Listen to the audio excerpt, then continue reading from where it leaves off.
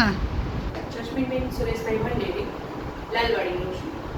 આ સેમિનારમાં જે ડૉક્ટર સાહેબે કીધું તે બાળકોને લગતું અને યુવાનોને લગતું જે ભોજનના 6 ઘટકો સમજાવ્યા તે ખૂબ સરસ હતા.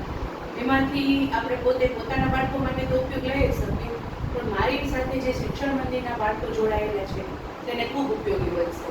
જે ભોજનમાં અડધું શાકભાજી, લીલોતરી બધું અને ફળો લેવા જોઈએ અને અડધું પ્રોટીનયુક્ત ખોરાક જે અનાજ, કઠોળ લેવું જોઈએ તે અલગ જ હતું, આખું સરસ હતું. અને જંક ફૂડ ના લેવા જોઈએ. જેની સામે પેપ્સી, કોલા આ તે છે એની બદલે આપણે નાળિયેર પાણી, ઘરથી બનાવેલી છાશ આવું બધું બાળકોને આપીએ તો વધારે સારું રહેશે. અને આ જે કંઈ ફૂડ કઈ રીતના ખાવા અને શું આપવું જેથી આપણું સ્વાસ્થ્ય સારું રહે એ હું આજુબાજુના બાળકોને તો કહીશ જ. મારા શિક્ષણ મંદિરમાં જે અભાવગ્રસ્ત છે જ્યાં સુધી આ કાંઈ વાત પહોંચતી જ નથી તેને હું પહેલે આ પ્રાયોરિટી આપીશ કે એ લોકો આ ખૂબ સારી રીતે સમજે અને એને હું સમજાવી શકું. સર, ખૂબ ખૂબ ધન્યવાદ કે મને આટલી સારી વાત કરી. મારું નામ કામજી નીચી કલ્યા. હું અત્યારે ટીપી પાછળ નખરામાંથી છે એટલે શિક્ષણ મંત્રી ચલાવું છું. મને કામ એવું જણાવ્યું કે પ્રોટીનયુક્ત ખોરાક બાળકને મળે ને તો બાળક અત્યારે જે કુપોષણ થાય છે એમાં થાય નહીં, કેમ કે એના જન્મ પછી બાળકોને ખાવાના લીધે ખામી રહે છે.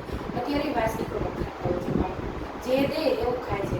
પણ આપણે એને આ જો વાત કરીને આ બધું એને દેખાડીએ એને ખાય તો એના જીવનમાં ઘણું આગળ વધે. તો કુપોષણ છે કે બાળક અત્યારથી થાકતું હોય, માંદું વાર પડે છે કે કંઈ પડે છે.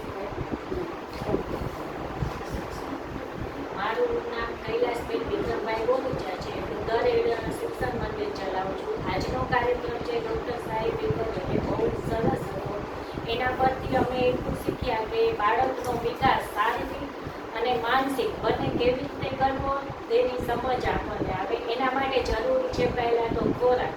ખોરાક કેવો હોવો જોઈએ તો કે સંતુલિત આહાર માટેના જે ઘટકો છે એ બધા સમજાવ્યા. જંક ફૂડથી દૂર રહેવું. તદ ઉપરાંત સૌથી જરૂરી હતું જે ઊંઘ છે, પૂરતી ઊંઘ 10 કલાક 1 થી 3 વર્ષના બાળકો માટે 10 કલાક હોવી જોઈએ અને 3 વર્ષથી 10 વર્ષના બાળકો વચ્ચે જે 8 થી 10 કલાકની ઊંઘ હોવી જરૂરી છે એ બધું સમજાવ્યું. અમે આજથી જે શિક્ષણ મંદિરમાં જાશું તે અમે શીખ્યા એ અમારા બાળકોને પણ શીખવાડશું.